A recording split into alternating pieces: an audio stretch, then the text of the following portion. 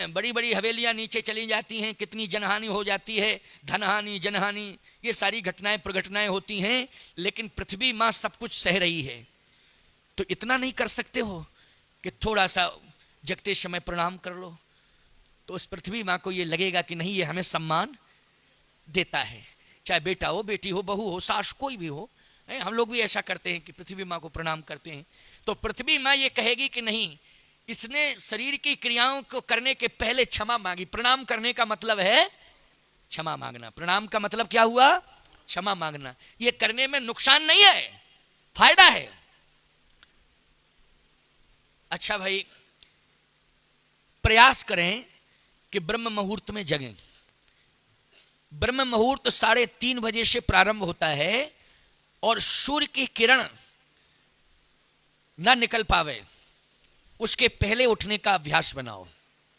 सूर्य की किरण ना निकल पावे उसके पहले उठने का अभ्यास बनाओ। हाँ, विशेष परिस्थिति में, आप रात्रि में कोई विशेष परिस्थिति आ गई, विलंब से सोए, तो आप विलंब से जग रहे हैं, लेकिन ये नियम नहीं है। इसको नियम मत बनाना, क्योंकि अपवाद है।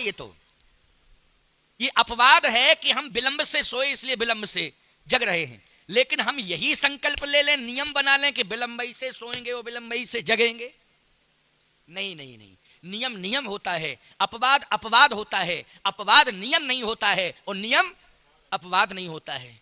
आज आश्चर्य होता है मुझे, अगर कोई 4 बजे जग जाए तो मोहल्ले के लोग कहते कोई बात है, जरूर कोई। अरे भैया, बात क्या है? 4 बजे जगने का, 5 बजे जगने का नियम है। बोलो भाई, क्या बात है? फालतू की सोच, कोई बात है। अच्छा, और आप 9 बजे अगर सो के उठ रहे हैं, यार जिंदगी तो इसी की मस्त है ना, चिंता ना फिक्र।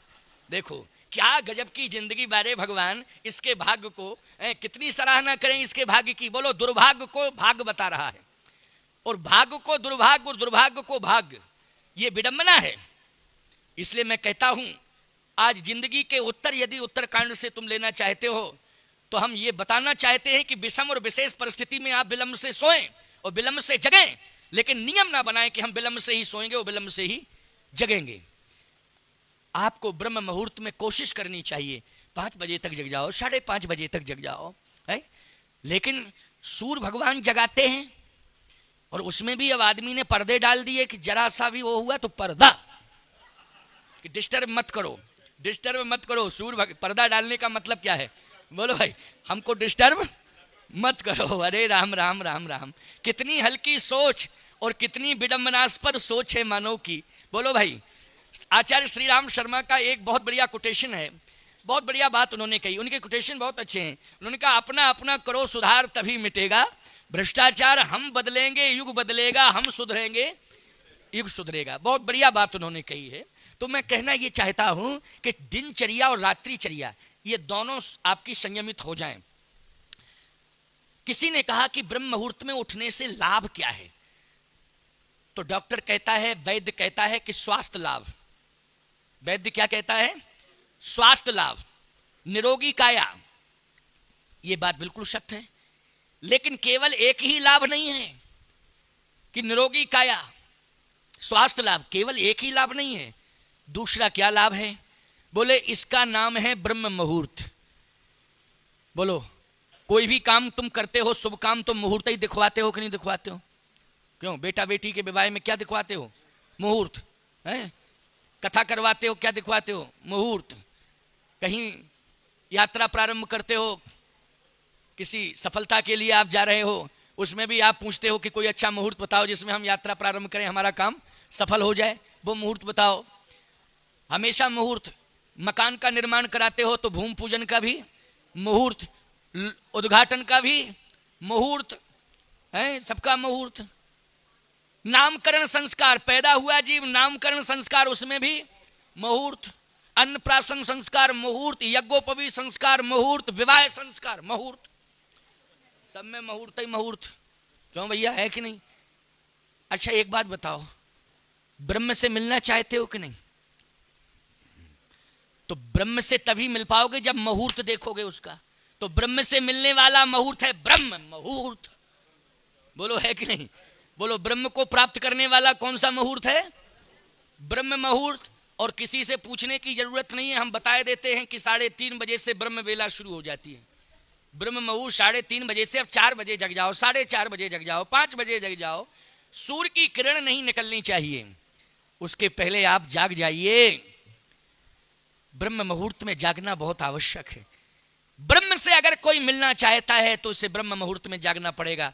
बड़े बड़े संत महात्माओं को ब्रह्मानुभूति कब हुई है? क्योंकि ब्रह्म मुहूर्त में जागते थे। अभी आप चित्रकूट जाएं तो वहाँ महात्मा बहुत रहते हैं। यहाँ रामेश्वरम में तो हमको पुजारी पंडे ज़्यादा दिखाई दिए, साधु संत तो कम दिखाई दिए, हमने जहाँ तक निरीक्षण किया है। क्योंकि हम तो सुबह प्रातः निकल जाते हैं, 4 किलोमीटर जाना, 3.5 जाना, 3.5 आना, 7 किलोमीटर लगभग मॉर्निंग वॉक करता हूँ मैं।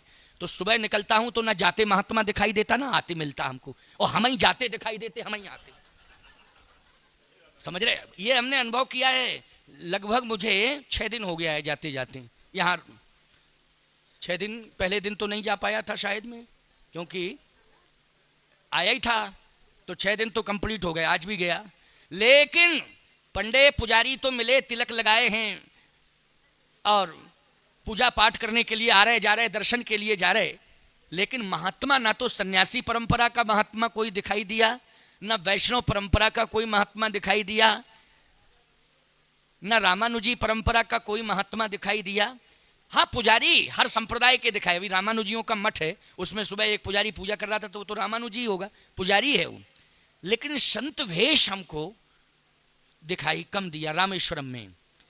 लेकिन चित्रकूट, अयोध्या आप जाएं, वृंदावन जाएं, हरिद्वार जाएं, नैमिष जाएं, हरिद्वार जाइए, नैमिष जाइए, वृंदावन जाइए, चित्रकूट जाइए, अयोध्या जाइए, बोलो भाई, आपको संत बहुत दिखाई देंगे। मैं कहना यह चाहता हूं कि आप चित्रकूट का अनुभव विशेष रूप से मैं बता रहा हूं। मेरे यहां मैंने कहा नहीं, 100 से अधिक तो संत रहते हैं और लगभग पूरी संख्या 200 की है, लेकिन 100 से अधिक महात्मा ही रहते हैं। 3:30 बजे राम राम की ध्वनि सुनाई देगी आपको, 3:30 बजे। और कमंडल की छनकार खनकार और वो सब स्नान, सारी बातें, मंदाकिनी चले जा रहे हैं, कोई संत आ रहे हैं, परिक्रमा कर रहे हैं, ये सब आपको दिखाई देगा वहां। चित्रकूट का अनुभव बता रहा हूं मैं आपको। क्यों? इसलिए कि ये सब ब्रह्म की तलाश में है। किसकी तलाश में है? धाम में रह रहे हैं, ब्रह्म की, मानी भगवान की तलाश में है। तो भगवान की तलाश है तो पहले जिस मुहूर्त में भगवान मिलता है उसको तो स्वीकार करें, तो वो है ब्रह्म मुहूर्त। एक और आपको उदाहरण दे दें। पहले लैंडलाइन की व्यवस्था थी, अब तो मोबाइल के जमाने में लैंडलाइन तो खत्म ही, कभी कभी किसी किसी के यहाँ होंगे, लेकिन कम। पहले तो लैंडलाइन भी कम, किसी 2-4 घरों में, पूरे शहर में का बहुत कम जगह पीसीओ खुल गए, जाने क्या क्या सिस्टम था। एक बार हमारे पास एक फोन आया और वो लैंडलाइन सिस्टम था। मैं जहाँ जाता था वहाँ फोन करके ये बता देता था आश्रम में कि कोई बहुत आवश्यक फोन आए तो इस नंबर पर संपर्क हो सकता है। अब जहाँ हम ठहरे थे तो उसके यहाँ नहीं था फोन, बगल में फोन था और बगल के बगल में एक पीसीओ था। फोन आया कि स्वामी जी से अति आवश्यक बात करनी है। उस समय 11:30 बज रहा था, रात्रि में प्रवचन चल रहा था, पता नहीं क्यों विशेष रात्रि हो गई थी। वो पहला दिन था तो विलंब होते होते रात्रि हो गई, तो 1 घंटे ही बोला, लेकिन 11:30 बज गया था। अब फोन आया तो जिसने रिसीव किया उसने कहा स्वामी जी तो मंच पर हैं। कहा मंच से जैसे ही उठ के आ जाएं तो आप मंच तक सूचना पहुंचा दीजिए, तो तत्काल बात करें, बहुत आवश्यक बात करनी है। भैया मैं क्या बताऊं आपको, 12 बज गया मंच पर, 12:30 बजे गए तो उसका घर बंद हो गया जिसके यहाँ था फोन। कहे महाराज आगे पीसीओ है, चलो बात करा दें। पीसीओ पे बैठे, अब वो नंबर हमने डायल किया तो उसमें इस रूट की सभी लाइनें व्यस्त हैं, कृपया थोड़ी देर बाद डायल करें। तो 2-4 बार ट्राई की, कंप्यूटर यही बोले, तो मैंने उसको ऑपरेटर से कहा